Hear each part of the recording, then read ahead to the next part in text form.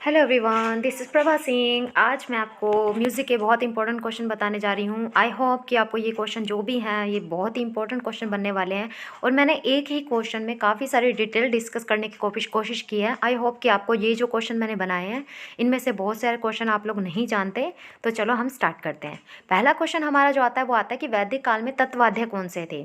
तो इसके अंतर्गत आता है वाण, वीणा और करकरी। आप जैसा कि जानते हो करकरी जो होता था वो एक फल होता था, उसी से ये तत्वाद्य बना है। ठीक है, अब हम इसके अंतर्गत जो अवनद वाद्य आते हैं उसके बारे में डिस्कस करते हैं। अवनद वाद्य के अंतर्गत हमें दुदुम्बी और गरगर देखने को मिलता है। जैसे कि ये नाम दुदुम्बी में लोग बहुत कंफ्यूज होते हैं। दुदुम्बी को कुछ लोग सुशीर वाद्य बोलते हैं। ठीक है, और इसके अंदर हालांकि ऐसा है नहीं, ये अवनद वाद्य है। दूसरा आता है हमारा घनवाद्य जो कि आघाट या आघाटी था। तीसरा सुशीर वाद्य के अंतर्गत आता था बाकुर, नाड़ी, तुड़ब और शंख। अगला क्वेश्चन हमारा आता है कि वैदिक काल में तीन स्वरों को गायन जो होता था वो क्या कहलाता था। तीन स्वरों को गायन जो होता था उसे सामिक कहा जाता था। वैदिक काल में तीन स्वरों के गायन को जो होता था उसको सामिक कहा जाता था। अगला क्वेश्चन आता है कि कर्नाटक की बांसुरी किसे कहा जाता था। ये मैंने आपसे क्वेश्चन टेलीग्राम पे पूछा था। वेणु जो होता था उसको वेणु जो होती है आज भी उसको कर्नाटक की बांसुरी ही बोला जाता है। ठीक है, अगला क्वेश्चन हमारा आता है कि साम का गायन जो होता था वो कितने स्वरों से होता था। तो आंसर आएगा इसका तीन स्वरों से इसका गायन होता था, जो कि ग रे सा ही, क्योंकि इसका जो गायन होता था सामगान में अवरोही क्रम में चलता था। इसके अलावा इनके जो नाम हमें मिलते हैं वो मिलते हैं प्रथम, द्वितीय और तृतीय। ठीक है, इस तरीके से ये अवरोही क्रम में होता था, यानी ग रे सा इस तरीके से गाना गाया जाता था। बाद में कुछ साम हमें पाँच स्वरों में भी देखने को मिलता है। अगला क्वेश्चन आता है हमारा कृष्ट का संबंध किससे है। आप सभी जानते हो, अगर आपको वैदिक काल के स्वरों के बारे में पता है तो आप आराम से बता सकते हो। इसका आंसर है मध्यम। कृष्ट का संबंध जो था वो मध्यम से था, यानी ये माँ से स्टार्ट होता था। अब हम इनके स्वरों के बारे में डिस्कस कर लेते हैं कि इसके स्वर क्या थे। कृष्ट जो था वो मध्यम था, प्रथम जो था वो गंधार था, द्वितीय जो था वो ऋषभ था, तृतीय षडज था, चतुर्थ निषाद था। सॉरी गाइस, मैंने गलती से ये ना पंचम लिख दिया, ये मंद्र है, इसको कट कर दीजिएगा आप। ये मंद्र है, पंचम नहीं है। मंद्र जो होता था उसको धैवत बोला जाता था और अतिस्वार्य जो होता था उसको पंचम बोला जाता था, क्योंकि इसका जो क्रम जो चलता था वो अवरोही क्रम में चलता था। आप जैसे देख सकते हैं मा गा रे सा नी धा पा, है ना। ये इसका जो क्रम होता था वो अवरोही क्रम में चलता था। एक ही क्वेश्चन से मैंने काफ़ी सारे क्वेश्चन डिस्कस करने की कोशिश किया और ये बहुत ही इंपॉर्टेंट क्वेश्चन है। अतिस्वार्य ज़्यादातर पूछा जाता है कौन सा स्वर है, तो ये पंचम है।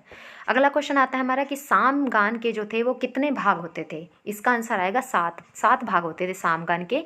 सामगान के जो भाग होते थे वो सात होते। ये क्वेश्चन मैंने कल ही आपसे पूछा था। अब मैं बताती हूँ कौन कौन से थे। पहला आता है हुंकार, दूसरा आता है हिंकार, प्रस्ताव, उद्गीत, प्रतिहार, उपद्रव और निधन।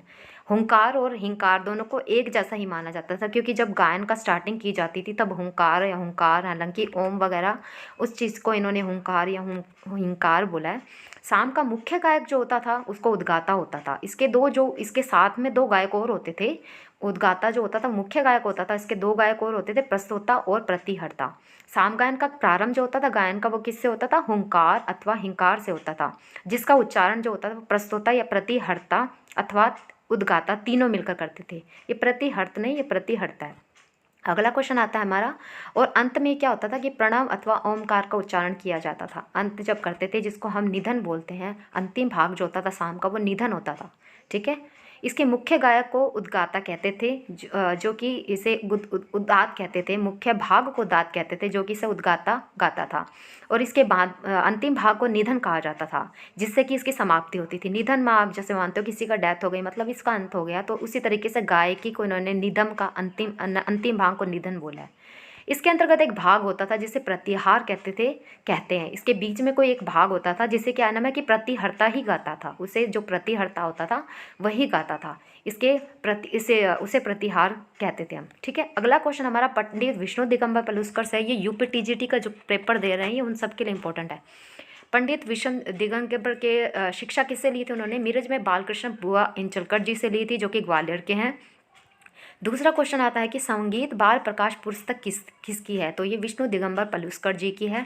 यूपीटीजीटी का पेपर जो है ना उसमें विष्णु दिगंबर के स्वरों के बारे में पूछा है, उसके बारे में भी डिस्कस करेंगे। ये जो पुस्तक मैंने आपसे पूछी थी इसके 3 भाग हैं और इनके 18 खंडों में राग की स्वरलिपियों का भी प्रारंभ किया गया है। 1901 में इन्होंने लाहौर में गांधर विद्यालय की स्थापना की थी, नासिक में रामनाथ आश्रम की स्थापना की थी और 1909 में इन्होंने मुंबई में गांधर विद्यालय की भी स्थापना की थी, जो कि बहुत ही सक्सेसफुल हुई थी और इस चीज़ से उन्हें काफ़ी समृद्धि और मिली थी, सक्सेस मिली थी। अगला क्वेश्चन आता है इनके राग प्रवेश भी एक ग्रंथ है जिसके 19 भाग हैं। बाल प्रकाश भी एक ग्रंथ है जिसके 4 भाग हैं। संगीत बाल बोध है, इसके भी 5 भाग हमें मिलते हैं। बंगाली गायन भी इनका एक ग्रंथ है। कर्नाटक संगीत भी इनका एक ग्रंथ है। स्वलाप गायन जो है ये भी उनका ग्रंथ है जिसके 4 भाग है। सितार पाठ्य पुस्तक भी इन्होंने लिखी है जिसके अंतर्गत हमें 2 भाग देखने को मिलते हैं। और भजनावली जो है ये भी एक उनका ग्रंथ है। ठीक है, अगला क्वेश्चन हमारा आता है कि संगीत सारामर्थ मासिक पत्रिका का संपादन किसने किया था? तो ये पंडित विष्णु दिगंबर पलुस्कर जी ने किया था, 1805 में किया था। ये आप क्वेश्चन याद रखना, ये पत्रिका वाला जरूर पूछा जाता है। विष्णु दिगंबर पलुस्कर के शिष्य कौन कौन से थे? डीवी पलुस्कर जी थे। ओमकार नाथ ठाकुर का पूछा जाता है कि ओमकार नाथ ठाकुर के शिष्य गुरु कौन थे? तो पंडित विष्णु दिगंबर पलुस्कर थे। शंकर राव थे, श्रीपाद वोट्स थे, शंकर राव थे। ठीक है, अगला क्वेश्चन आता है कि पंडित विष्णु दिगंबर पलुस्कर ने यात्रा जो की थी नेपाल की, सॉरी यार ये आंसर था, ये गलती से टाइप हो गया है, ये थोड़ी सी इसमें टाइपिंग की प्रॉब्लम है। तो इसका आंसर जो आएगा वो आएगा 1930 में इन्होंने नेपाल की यात्रा की थी।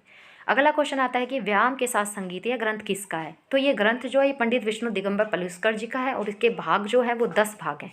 ठीक है, व्यायाम के साथ संगीत ये ग्रंथ है उनका, पंडित विष्णु दिगंबर पलुस्कर जी का। अगला क्वेश्चन है हमारा महिला संगीत पर भी इन्होंने ग्रंथ लिखा है पंडित विष्णु दिगंबर पलुस्कर जी ने, जिसके हमें 2 भाग देखने को मिलते हैं। महिला संगीत ये भी उनका एक ग्रंथ है। इन्होंने काफ़ी सारे ग्रंथ लिखे, 73 समथिंग ऐसे कुछ उन्होंने ग्रंथ लिखे हैं। मैं इंपॉर्टेंट आपसे डिस्कस कर रही हूँ। अगला क्वेश्चन आता है हमारा बालाद्य।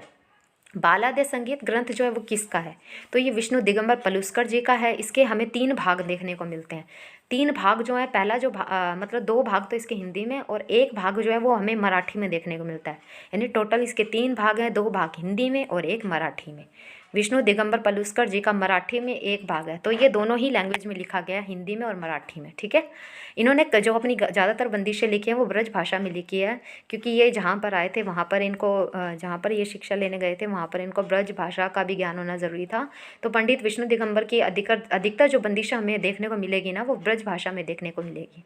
आप इनके बारे में अलग अलग चीज़ों से डिस्कस करेंगे तो आपको पता चलेगा। इनकी डेथ जो हुई थी वो 21 अगस्त 1931 को हुई थी। आप सभी जानते हो कि दिवाली के दिन ये पटाखे जला रहे थे तो उनकी आंखों की रोशनी चली गई थी, जिसकी वजह से ब्लाइंड हो गए थे। ब्लाइंड होते हुए भी इन्होंने कितनी प्रोग्रेस की, इन्होंने कितना स्ट्रगल किया।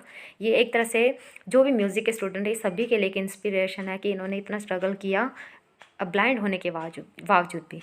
Guys thank you so much. अगर आपको ये मेरी वीडियो अच्छी लगी प्लीज़ इसे लाइक कीजिए, शेयर भी कीजिए। और मैं बहुत कोशिश करती हूँ कि मैं आपसे अच्छे अच्छे क्वेश्चन डिस्कस करूँ जो कि आपके लिए बहुत इंपॉर्टेंट हो। Thank you so much for watching my video.